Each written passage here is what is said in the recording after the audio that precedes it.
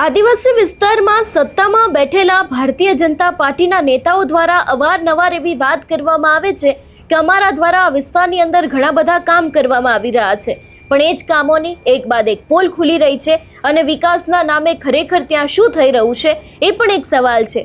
એવામાં હવે છોટાઉદેપુરને અડીને આવેલા ઓરસંગ નદીનો જે આખો પુલ છે એના ઉપર જ ખાડા પડ્યા હતા ને એ બાદ આમ આદમી પાર્ટીના નેતા ત્યાં પહોંચ્યા હતા અને તેમના દ્વારા આ જ વિષયને લઈને ભારતીય જનતા પાર્ટી ઉપર ઘણા બધા આક્ષેપો મૂકવામાં આવ્યા છે। આખો આ મામલો શું છે તેની વાત વિગતે કરીએ। નમસ્કાર, હું હંસિની અને તમે જોઈ રહ્યા છો નિર્ભય ન્યૂઝ।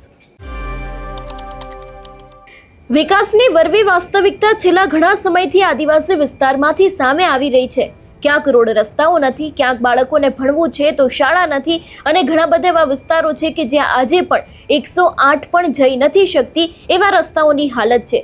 એવામાં વાત કરવામાં આવે આખા વિષયને લઈને તો ઓરસંગ નદીના પુલ પર ખાડાઓથી લોકો પરેશાન થયા છે।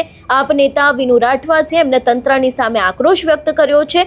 છોટાઉદેપુરને અડીને આવેલા ઓરસંગ નદીના પુલ પર વારંવાર મોટા ખાડા પડી જતા વાહન ચાલકો અને સ્થાનિક જનતાને ભારે હાલાકીનો સામનો કરવો પડી રહ્યો છે।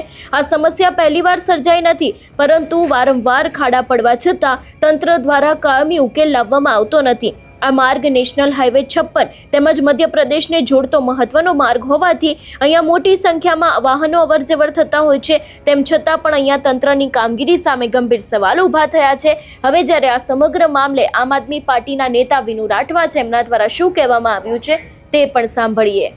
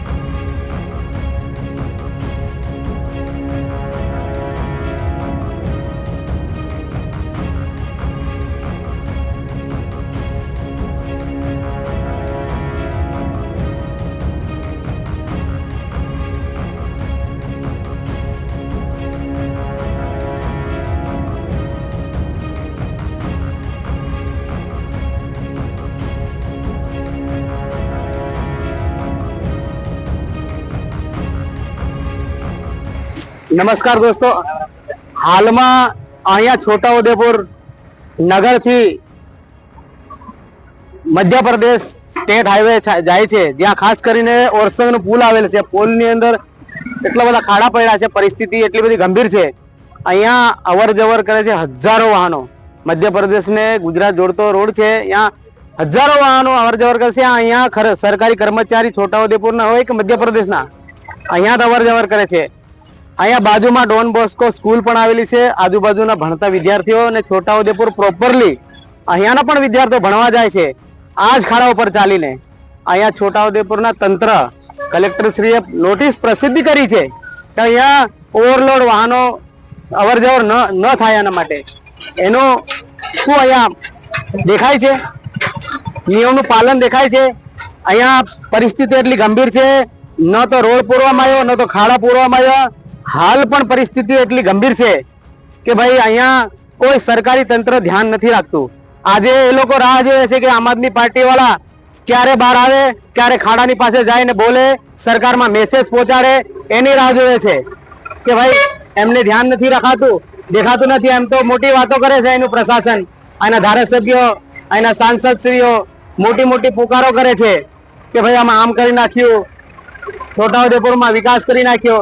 आ विकासनी परिस्थिति आपने देखाय छे तो कहेवा मांगीए छे के अहींयानो तंत्र जागे। अहींया हाल तो पाणीनो वरसाद ओछो छे छतांय એટલા બધા ખાડા પડ્યા। આવનાર સમયમાં આનાથી કેવી પરિસ્થિતિ ઊભી થશે એનો જવાબદાર કોણ છે? હાલમાં રસ્તા પર નાકા પર પોલીસ ડિપાર્ટમેન્ટના કર્મચારીઓ ઊભા કરી દે કે અહીંયાથી નીકળતા બાઇકો વાળા અને ગાડીઓ વાળાનો અહીંયા વસૂલાત કરવા માટે।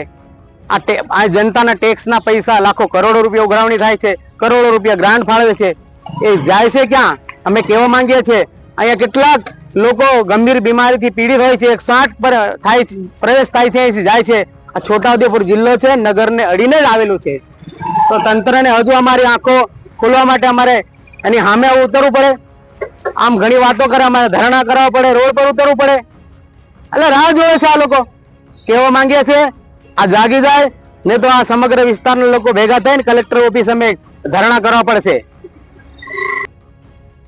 જે રીતે અહીંયા તેમના દ્વારા વાત કરવામાં આવી છે એ રીતે જનતાને વારંવાર આવી મુશ્કેલીનો સામનો કરવો પડે છે તે હવે સ્વીકાર્ય નથી. માત્ર ખાડા પૂરવાની કામગીરી નહીં પરંતુ આ સમસ્યાનું કાયમી નિરાકરણ લાવવું જોઈએ. વિનુ રાઠવાએ એવું પણ કહ્યું છે કે જો તંત્ર દ્વારા તાત્કાલિક ધોરણે યોગ્ય કામગીરી કરવામાં નહીં આવે તો વિસ્તારની જનતા સાથે કલેક્ટર કચેરીનો ઘેરાવ કરીને ઉગ્ર રજૂઆત કરવામાં આવશે. એટલે જે રીતે અત્યારે હાલ આખી આ ઘટના સામે આવી છે, છોટા ઉદેપુર હોય કે આખો આદિવાસી વિસ્તાર હોય, ઘણા બધા એવા રોડ રસ્તા છે કે જેનો હજી સુધી તંત્ર દ્વારા કોઈ નિકાલ લાવવામાં આવ્યો નથી. જે રસ્તા ઉપરથી વીઆઈપી નેતાઓ અથવા તો વીઆઈપી લોકો પસાર થતા હોય છે એ દરેક લોકો માટે તરત જ તાત્કાલિક રીતે તંત્ર રોડ બનાવી દે છે, તો વર્ષોથી જે લોકો ત્યાં વસી રહ્યા છે એ લોકોની સમસ્યાનું શું, એ પણ સવાલ ઊભો થઈ રહ્યો છે. થોડા સમય પહેલા પણ આવો ઘટનાક્રમ આવ્યો હતો. રીવાબા જાડેજાને રોડ ઉપરથી પસાર થવાનું હતું તો તાત્કાલિક ધોરણે તંત્ર હરકતમાં આવ્યું હતું અને જે હાલ પૂરતી કામગીરી છે તે કરી દેવામાં આવી હતી. પણ પરિસ્થિતિ એની એ જ છે અને એ જ રોડ રસ્તા માટે જે લોકો છે એ લોકો છેલ્લા કેટલાય સમયથી રજૂઆત કરી રહ્યા હતા, તેમ છતાં પણ ત્યાં કોઈ જ નિરાકરણ લાવવામાં નહોતું આવ્યું. જોવાનું એ પણ રહેશે કે જે રીતે અત્યારે હાલ વિપક્ષના નેતાઓ દ્વારા આ જ વાતને લઈને અવાજ ઉઠાવવામાં આવી રહ્યો છે, ત્યારે આગામી દિવસોમાં તંત્ર દ્વારા શું કામ કરવામાં આવે છે, આ વિષયને લઈને તમારું શું માનવું છે અમને કમેન્ટ કરીને ચોક્કસ જણાવજો. તેની સાથે અમારી ચેનલ નિર્ભય ન્યૂઝને લાઇક, શેર અને સબસ્ક્રાઇબ કરવાનું ભૂલશો નહીં. નમસ્કાર.